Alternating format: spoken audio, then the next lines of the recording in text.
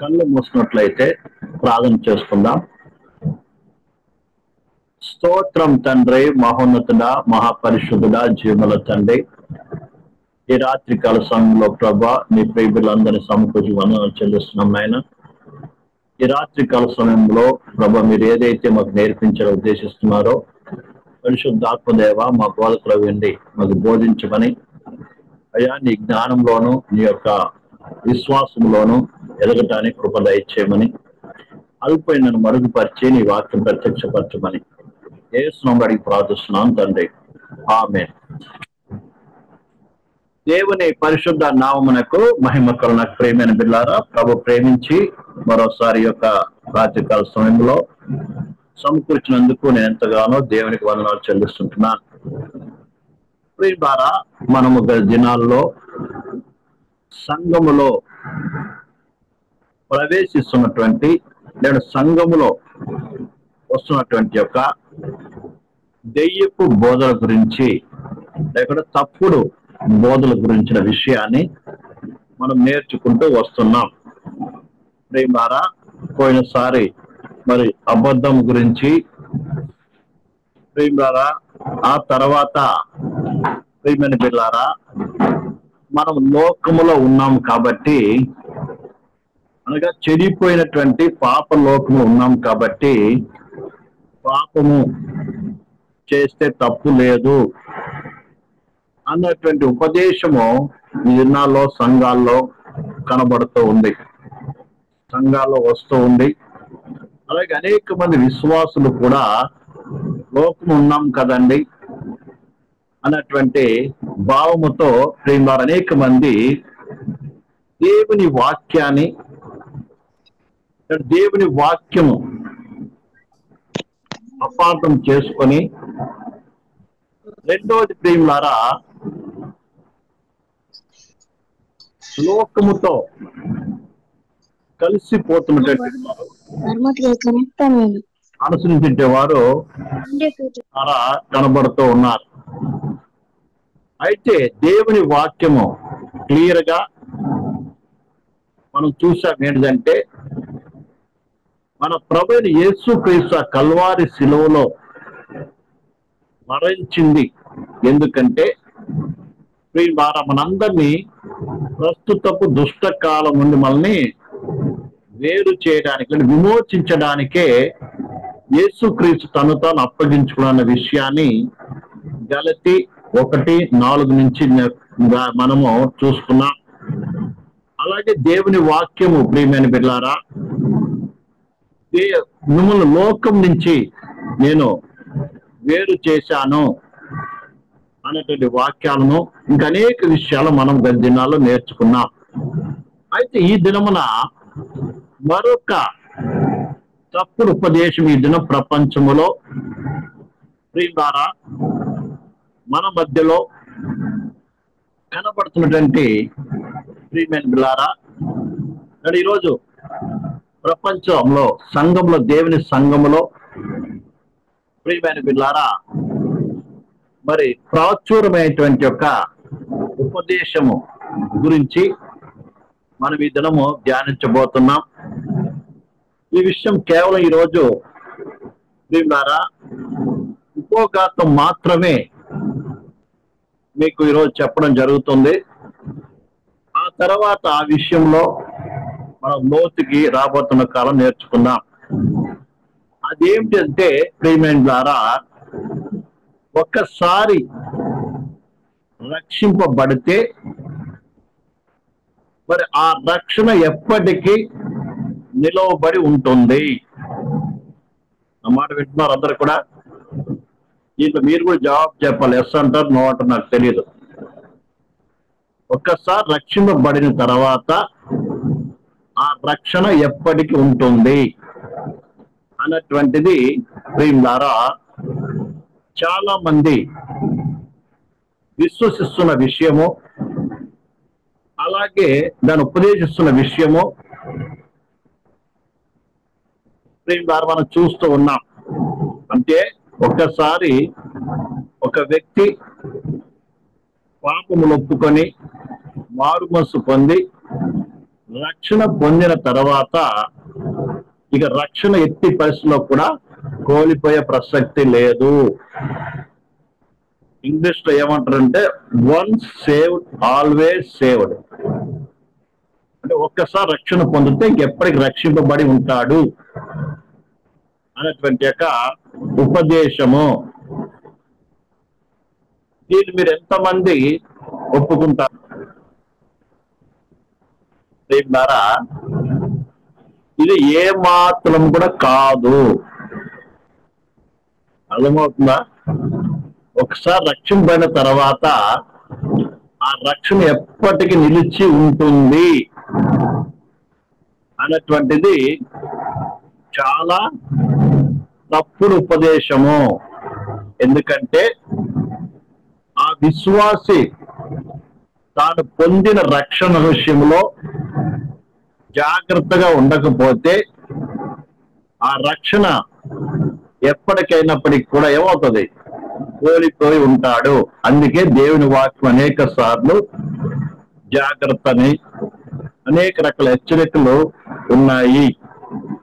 ప్రియమారా, అదే కాకుండా ప్రియమైన బిల్లారా, దేవుని వాక్యం కూడా సెలవిస్తుంది ఏంటంటే భయముతోను వణుకుతోను మీ సొంత రక్షణను ఏం చేయండి? కాపాడుకోండి అని. నేను రక్షింపబడ్డాను కదా, నేను దేవుని బిడ్డనయ్యాను కదా, నేను ఇంకా ఎలాగైనా ఉండొచ్చు అని ప్రియులారా అశ్రద్ధగా జీవిస్తే నిశ్చయముగా రక్షణ కోల్పోతాడు. దీనికి చాలా ఉదాహరణలు ఉన్నాయి. అయితే కొంతమంది కొన్ని వాక్యాలను తీసుకొని ఈ వాక్యాన్ని బట్టి మనం ఎప్పటి రక్షింపబడే ఉంటామో అని బోధిస్తూ విశ్వసిస్తున్న వారు ఉన్నారండి. ఇప్పటికి ఉన్నారు. ఇప్పటికి కొన్ని సంఘాల్లో కావచ్చు, అలాగే కొన్ని సంఘాల్లో ఇలాంటి విశ్వాసం, ఇలాంటి ఉపదేశం చేసేటువంటి వారు ఉన్నారు. ఎందుకంటే చూడొకసారి ఫిలిప్పీ రాసిన పత్రిక 1వ అధ్యాయం 6వ వచనం చదువుదాం ఒకసారి. ఫిలిప్పీ రాసిన పత్రిక 1వ అధ్యాయం 6వ వచనం చదువుదాం. వాళ్ళు చెప్పడానికి కారణం ఏంటిదంటే, ముందు ఎందుకు ఈ యొక్క ఒకసారి రక్షణ పొందితే ఎప్పటికి రక్షింపబడి ఉంటాము అని చెప్పడానికి గల కారణము ద్వారా ఈ పరిశుద్ధ గ్రంథంలో ఉన్నట్టు కొన్ని వాక్యాలను బట్టి. అర్థమైందండి? ముందు అది చూసుకొని ద్వారా మరి ఏ రకంగా తప్పు అన్న విషయాన్ని కూడా వెళ్దాం. కాబట్టి మొట్టమొదటి చదవండి ఫిలిప్పీ రాసిన పత్రిక 1వ అధ్యాయము 6వ వచనం చదువుదాం. 3, 6 కలిసి ఉంది. చదవండి ఎవరన్నా. మొదటి దినము నుండి ఇది వరకు సువార్త విషయములో మీరు నాతో పాలివారై ఉండుట చూచి మీలో సత్క్రియ ఆరంభించిన వాడు యేసుక్రీస్తు దినము వరకు దానిని కొనసాగించునని రూఢిగా నమ్ముచున్నాను. గనుక మీ అందరి నిమిత్తము నేను చేయు ప్రతి ప్రార్థనలో ఎల్లప్పుడూ సంతోషముతో ప్రార్థన చేయొచ్చు. నేను మిమ్మల్ని జ్ఞాపకం చేసుకున్నప్పుడల్లా నా దేవునికి కృతజ్ఞతాస్తుతులు చెల్లించుచున్నాను. ఇక్కడ ముఖ్యమైన మాట ఏంటంటే, ఈ సత్క్రియ ఆరంభించిన వాడు యేసుక్రీస్తు దినము వరకు దాన్ని కొనసాగించునని రూఢిగా నమ్ముచున్నాను. ఇక్కడ ఈ వాక్యం యొక్క అర్థం ఏంటిది? అపోస్తలుడు పౌలు ఏం చెప్తున్నాడంటే, మీలో సత్క్రియ ఆరంభమైనది. సత్క్రియ ఆరంభించిన వాడు ఎవరు? సత్క్రియ ఆరంభించిన వాడు దేవుడు తన పరిశుద్ధాత్మ ద్వారా నీలో ఒక మంచి క్రియ అనేటువంటిది ప్రారంభించాడు. దానిని ఏంటంటే యేసే రాకడ వరకు ఏం చేస్తాడు? దాన్ని కొనసాగిస్తాడు. కాబట్టి రక్షణ అనేది ఇక కోల్పోవడానికి అవకాశము లేదు అని నమ్ముతూ ఉంటారు, బోధిస్తూ ఉంటారు. ఇది మొట్టమొదటి వచనం ప్రియమైన పిల్లారా. తర్వాత రోమీయులకు రాసిన పత్రిక 8వ అధ్యాయము, రోమీయులకు రాసిన పత్రిక 8వ అధ్యాయము, రోమీయులకు రాసిన పత్రిక 8వ అధ్యాయము మీ యొక్క హృదయాల్లో ఏ డౌట్ వచ్చినా మీరు డైరెక్ట్ గా అడగండి, మనసులో పెట్టుకోవద్దు. అర్థమైందా? కాబట్టి ఎందుకంటే చాలా ముఖ్యమైనది మన రక్షణ సంబంధమైన విశ్వాసముతో కూడినది. అర్థమైందండి? కాబట్టి ఈ వాక్యాలు మనం జాగ్రత్తగా చదవాలి, నేర్చుకోవాలి. అలాంటి వాక్యము స్థిరపడాలి. అంటే మనం ఏ ఉపదేశం వింటున్నామో ఆ విషయాన్ని బాగా అర్థం చేసుకొని ఇదే సత్యము అని స్థిర విశ్వాసం కలిగిన వాడుగా ఉండాలి. ఏ కొంచెం మీరు అనుమానం ఉన్నా కూడా తప్పిపోయే అవకాశం ఉంటున్నది. అందుకనే ప్రతి వాక్యాన్ని మీరు వింటున్నప్పుడు ఏ చిన్న డౌట్ వచ్చిందా, లేకుంటే లోకర్ పాస్ ఇట్లా చెప్పారు, ఇంకొక ఉత్తరయ్య గారు ఇలా చెప్పారు, ఏది కరెక్ట్, ఇలాంటిది ఏదన్నా కన్ఫ్యూజన్ ఉన్నా కూడా మీరు క్లియర్ చేసుకోవచ్చు. అర్థమవుతుందండి? ఏ కన్ఫ్యూజన్, ఎందుకంటే ఎలాంటి కన్ఫ్యూజన్ అనేది మన హృదయం ఉండకూడదు. వాక్యం ఇది సత్యము అని స్థిరమైన విశ్వాసం ఉండాలి. అర్థమైందా? ఇతరులు అదే వాక్యాన్ని ఇతరులు ఇంకో రకంగా బోధించినా కూడా అది ఎంతవరకు కరెక్ట్ అయినది అని గ్రహించే స్థితిలో ఉండాలి. ఈ రకంగా ఒక విశ్వాసం ఏం కావాలి? స్థిరపరచబడాలి. స్థిరత్వం అనేది చాలా ముఖ్యము. ఉపదేశంలో స్థిరత్వం అనేది చాలా ముఖ్యము. దేవుని వాక్యంలో స్థిరత్వం అనేది చాలా ముఖ్యము. స్థిరంగా లేకపోతే మనము శోధనలు కానీ శ్రమలు కానీ తప్పుడు బోధలు వచ్చినప్పుడు కానీ దీనిలో మనం ఏమవుతాం? పడిపోయేటువంటి అవకాశం ఉంటున్నది. కాబట్టి ఈ విషయాన్ని మనం బాగా ఏం చేయాలి? అర్థం చేసుకోవాలి. నీకేమైనా డౌట్ అనిపించినా దాన్ని క్లియర్ గా అడిగి నేర్చుకోవాలి. అర్థమవుతుందండి? లేకపోతే నీకు నెమ్మది సమాధానం. అందుకన్నారు పురాతన మార్గం ఏది అని అడిగి తెలుసుకుని అందులో మీరు నడుచుకోండి, అప్పుడు మీకు నెమ్మది కలుగును అని దేవుని వాక్యం చెప్తుంది ప్రేమ ద్వారా. కాబట్టి ఈ విషయాన్ని అర్థం చేసుకోవాలి. తర్వాత రోమీయులకు రాసిన పత్రిక 8వ అధ్యాయము ద్వారా 28 నుంచి చదువుదాం. రోమీయులకు రాసిన పత్రిక 8వ అధ్యాయము 28 నుంచి 30 వరకు. దేవుని ప్రేమించు వారికి అనగా ఆయన సంకల్పము చొప్పున పిలువబడిన వారికి మేలు కలుగుటకై సమస్తము సమకూడి జరుగుచున్నవని ఎరుగుదుము. ఎందుకనగా తన కుమారుడు అనేక సహోదరులో జ్యేష్ఠులగునట్లు దేవుడు ఎవరిని ముందు ఎరిగెనో వారు తన కుమారుని సారూప్యము గలవారుగా ఒకటకు ముందుగా నిర్ణయించెను. మరియు ఎవరిని ముందుగా నిర్ణయించెనో వారిని పిలిచెను. ఎవరిని పిలిచెనో వారి నీతిమంతులుగా తీర్చెను. ఎవరి నీతిమంతులుగా తీర్చెనో వారిని మహిమపరచెను. ఇక్కడ కూడా దేవుని వాక్యం క్లియర్ గా ఏం చెప్తుందంటే ప్రేమ ద్వారా దేవుని ప్రేమించు వారికి ఏంటంట? దేవుని ప్రేమించు వారికి ఏంటంట? మేలు కలుగుటగా సమస్తము సమకూడి జరుగుతూ ఎరుగుదము. ఎందుకనగా దేవుడు తన కుమారుడు అనేక సహోదరుల జ్యేష్ఠగినట్లు దేవుడు ఎవరిని ముందుగా ఎరిగెనో వారు తన కుమారుని సారూప్యం గలవారగుటకు వారిని ఏం చేశాడు? ముందుగా నిర్ణయించుకున్నంట. ఆ నిర్ణయించిన ప్రకారం సమస్తము జరిగిస్తున్నాడని ఇక్కడ ఈ వాక్యంలో మనం చూస్తూ ఉంటున్నాం ప్రియులారా. తర్వాత ఎఫెసీ రాసినటువంటి పత్రిక 1వ అధ్యాయము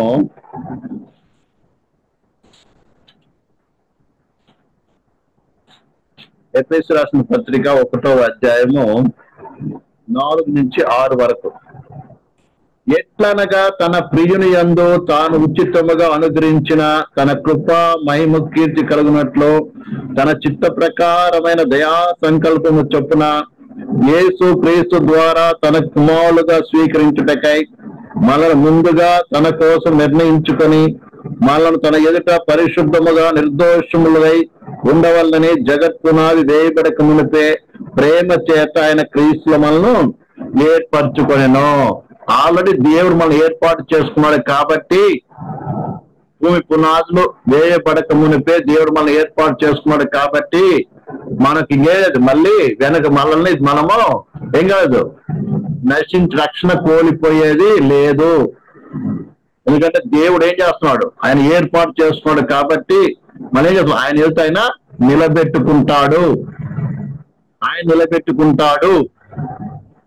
కాబట్టి నేను ఒకసారి ఆయన బిడ్డనయ్యాను కాబట్టి ఏమవాలి, ఇక మరలా నేను తప్పిపోయే అవకాశము లేదు, రక్షణ కోల్పోయే అవకాశము లేదు అన్నటువంటి యొక్క ప్రియమైన చెప్తూ ఈ యొక్క వాక్యాన్ని బట్టి వారు చెప్తూ ఉంటారు, ఉపదేశిస్తూ ఉంటారు. కాబట్టి మీరు రక్షణ పొందాము, ఇక మాకేం లేదు ప్రియమైన బిడ్డలారా, మాకు ఇక నా ఏంటి మళ్ళీ వెనక మా రక్షణ కోల్పోయే ప్రసక్తి లేదు అన్నటువంటి యొక్క భావము కలిగిన వారుగా ఉంటూ ఉంటారు.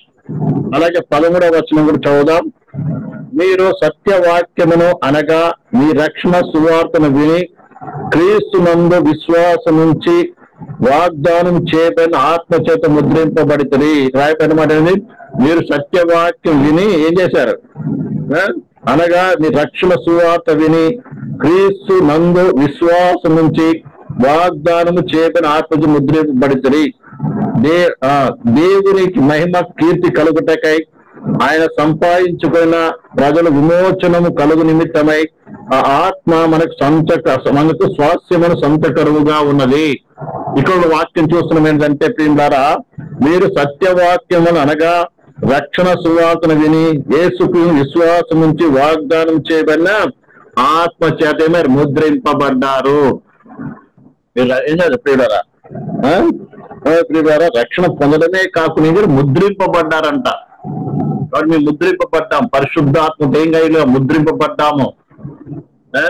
మరి ఆ యొక్క ఆత్మ అనేటువంటి సంచకరువు ఏమైందా, మేము గాలికి స్వాస్థ్యం అనే సంచకరువుగా ఉన్నాము కాబట్టి మేమిక ఏం కాము, మేము పరలోక వారసులం పక్క అయిపోయినట్టే. ఇక మేము ఇక రక్షణ కోల్పోయే ప్రసక్తే లేదు అన్నటువంటి యొక్క ఉపదేశం మనకు కనబడుతూ ఉంది. నిజంగా ఈ వాక్యాన్ని చూసినప్పుడు మనకి దీని ద్వారా మనకేముంది, అయిపోయింది, మనకి అడ్వాన్స్ కూడా ఇవ్వబడింది. రాయబడిన మాట ఏంటంటే సంచకరం అంటే ఏంటిది, చూడండి, ఒక వస్తువు కొనేము, ఒక వస్తువు మనకు కావాలనుకున్నప్పుడు ఏం చేస్తాము, కొనుక్కోవాలనుకున్నప్పుడు ఏం చేస్తాం, ముందు బయానా, మన భాషలో బయానా అంటారు కదా, ఇంగ్లీష్ లో అడ్వాన్స్ అంటారు. కొంత ఇచ్చి ఏమంటారు, పేపర్ రాయించుకునేమని, ఇది ఇక మీద నాకు సొత్తు, నా సొత్తు, ఇక ఎవరికి కూడా బుకింగ్ అయిపోయినట్టు అనమాట. అర్థమైంది.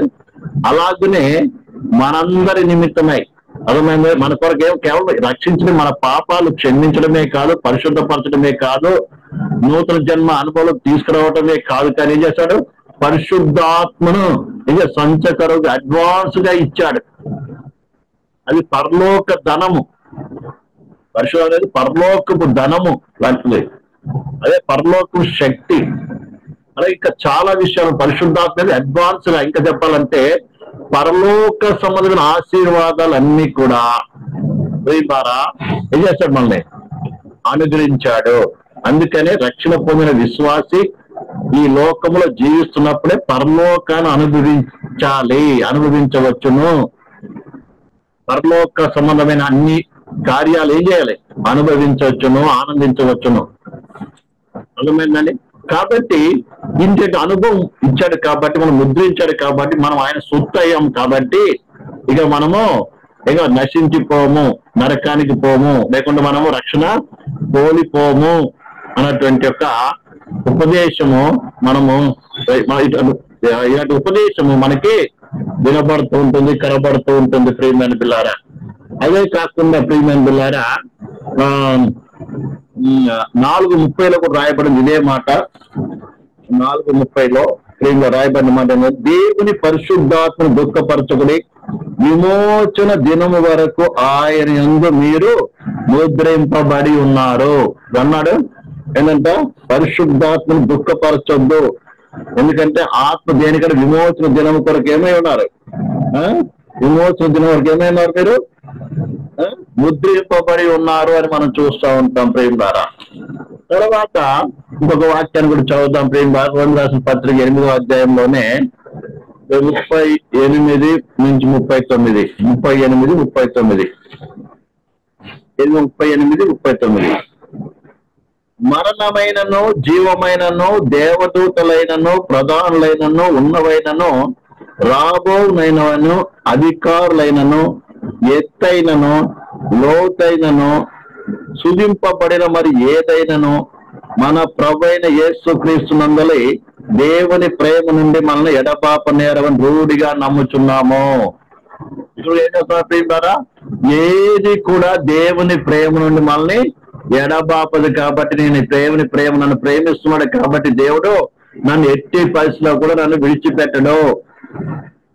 నేను రక్షణ కోల్పోను, నిత్యము రక్షణ పొంది పరలోక రాజ్యానికి వెళ్తాను అన్నట్టుగా ప్రేమ ద్వారా ఈ యొక్క వాక్యం మనకి సెలవిస్తుంది. అలాగే యోహాను సువార్త 10వ అధ్యాయము 28వ వచనము, 10వ అధ్యాయము 20వ వచనము, 10వ అధ్యాయము 20వ వచనము, 28వ వచనము. నేను వాటికి నిత్య జీవం ఇచ్చుచున్నాను గనక అవి ఎప్పటికీ నశింపవు, ఎవడను వాటి నా చేతి నుండి అపహరింపడు. ఇక్కడ కూడా దేవుని వాక్యం చెప్తుందండి, నేను వాటికి ఏమిస్తాను, నిత్య జీవం ఇచ్చున్నాను కనుక అవి ఎప్పటికీ నశింపవు, ఎవడు వాటిని నా చేతి నుండి అపహరింపడు. అంటే దేవుడు నిత్య జీవం ఇస్తున్నాడు కాబట్టి ఇక మనం ఏం కాం, నాశనం అనేది మనకి జరగదు, నాశనం అనేది మనకి జరగదు, నాశనం అనేది మనకి జరగదు. అదే కాకుండా నా చేతి నుండి ఎవరు ఏం చేయలేరు, అపహరింపడు అని ఇలా చూస్తున్నాం. తర్వాత ప్రియులారా, మొదటి యోహాను రాసిన పత్రిక 2వ అధ్యాయము 29వ వచనం కూడా చదువుకుందాం. 29, ఆయన నీతిమంతుడని మీరు ఎరిగి ఉన్న ఎడల నీతిని జరిగింది ప్రతివాడు ఆయన మూలంగా పుట్టి ఉన్నాడని ఎరుగుదము. 29 ఆయన నీతిమంతుడు మీరు ఎరిగి ఉన్న ఎడల 3:9 ఒకసారి చూద్దాం. 3:9 దేవుని మూలముగా పుట్టిన వానిలో ఆయన బీజము నిలుచును గనక వాడు పాపము చేయడు, వాడు దేవుని మూలంగా పుట్టినవాడు గనక పాపము చెయ్యజాలడు. ఇంకా కూడా మీకు వాక్యాలు కనబడుతుంటాయి ఇలాంటివి. అయితే ఈ వాక్యాలన్నింటిని బట్టి మనం చూసినప్పుడు మనకేం అర్థమవుతుంది చెప్పండి? మీరేం అర్థం చేస్తుంది ఈ వాక్యం అన్నిటిని బట్టి చెప్పండి. మీరు వీడియోలో ఆడియోలో ఆన్ చేసుకోండి, అర్థమైందా? ఇప్పుడు ఈ వాక్యాలను బట్టి మనకేం అర్థమవుతుంది, మరి మీకేం అర్థమవుతుందో చెప్పండి.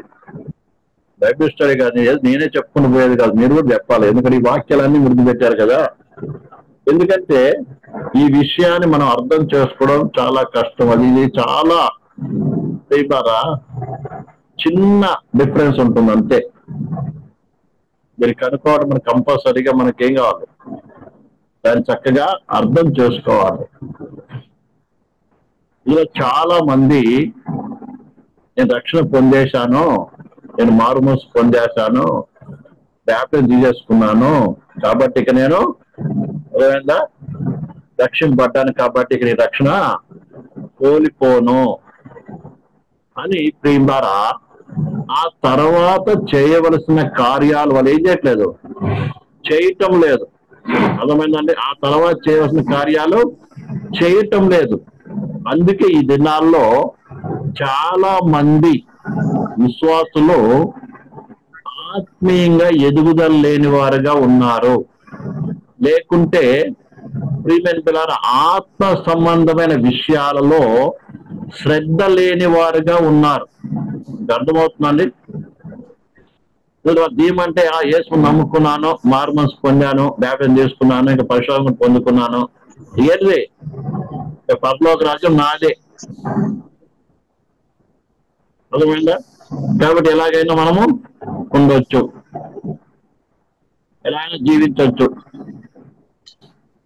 అనేటువంటి భావంతో అనేక మంది ఏం చేస్తున్నారంటే, ప్రియమైన బిడ్డలారా, రక్షణ విషయంలో అశ్రద్ధ వహించిన వారుగా ఉండటాన్ని బట్టి రక్షణ కోల్పోయిన స్థితిలో ఉంటున్నారండి. అనేక మంది రక్షింపబడినటువంటి విశ్వాసులకి దేవునితో కూడా సంబంధం లేదు. చర్చిలో కనబడుతున్నారు చాలా మంది, మంచిదే, చర్చిలో కనబడుతున్నారు, ఆదివారం కనబడుతున్నారు, మిగతా మీద కనబడతారు, ప్రార్థన చేస్తారు. కానీ వ్యక్తిగతంగా చూసినప్పుడు దేవునికి వారికి ఏముండదు, సంబంధం ఉండదు. అందుకే అనేక మంది యొక్క స్వభావాలు దైవ వాక్యానికి విరుద్ధముగా ఉంటుంది.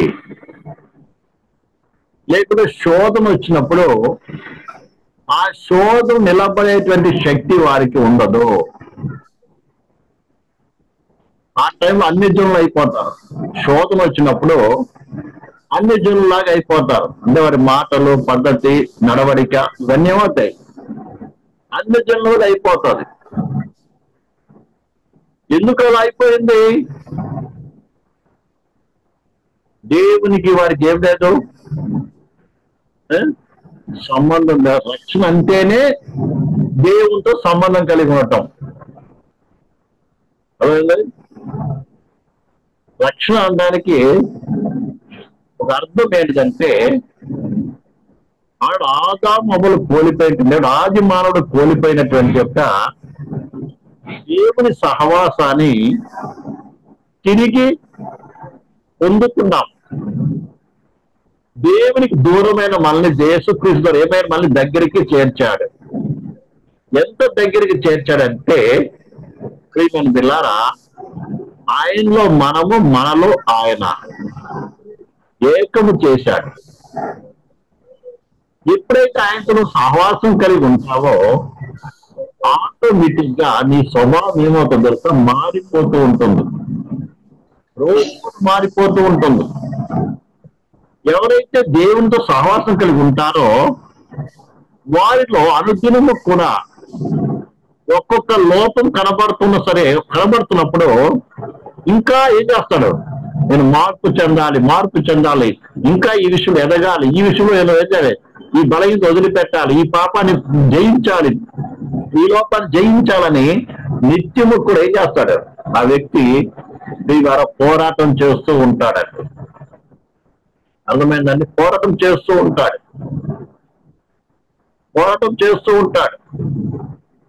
ఎవరైనా దేవుడు సహవాసం కలిగిందండి వారు. ఎవరైతే సహవాసం లేరో వారికి ఏమీ అనిపించదండి. ఎలాంటిది అనిపించదు. నేను ఈ విషయంలో మారాలి, ఫలానా విషయం మారాలి, ఫలానా పాపం నాలో ఉంది, లేదా ఫలానా లోపం నాలో ఉంది, ఫలానా విషయం నేను బలహీనంగా ఉన్నాను, అటువంటిది ఏం చేయాలి వీరికి తెలియదు. ఇంకా వీళ్ళు ఎలాంటి భావం ఉంటుందంటే, నేను బాగానే ఉన్నాను, ఎదుటి వారే సరిగా లేరు అని చెప్తూ ఉంటారు. వాళ్ళు బాగలేక వాళ్ళ మట్టుకు వారు నీతి మంతులు కనబడతారు. అవతల వ్యక్తి తప్పు చేస్తుంటే తప్పులు చూస్తుంటారు, అవతల వ్యక్తిని చూస్తుంటారండి. అందుకే నువ్వు తప్పు చేసావని చెప్పినప్పుడు ఏమాత్రం ఒప్పుకోరు. తప్పు చేసి చెప్పినప్పుడు, తప్పు చేసినా చేయకపోయినా ద్వారా ఒక నిజమైన వ్యక్తి ఏంటంటే, మనకు పని ఎదురైనప్పుడు తప్పు చేసి ఉంటే నేను తప్పు చేసి ఒప్పుకుంటాడు. లేకుండా చెప్పారనుకోండి, సరే అంటే అనుకోనని వదిలిపెట్టేస్తాడు. దాన్ని తెలియకన్నారులే, సరే మంచిదేలే అంటే ఏమో అనుకుంటాడు.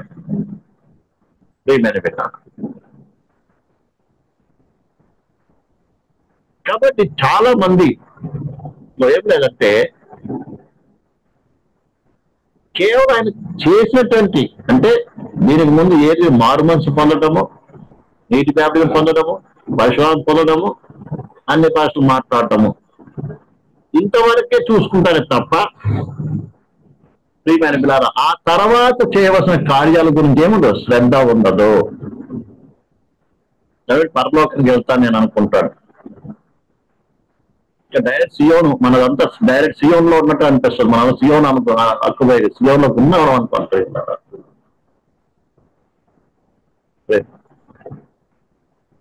కానీ ఈ లోకంలో మనము ఆ సియోను కొరకు ఎలాంటి సిద్ధపాటు అవ్వాలో ఆ విషయం సిద్ధపాటు కాము కదా.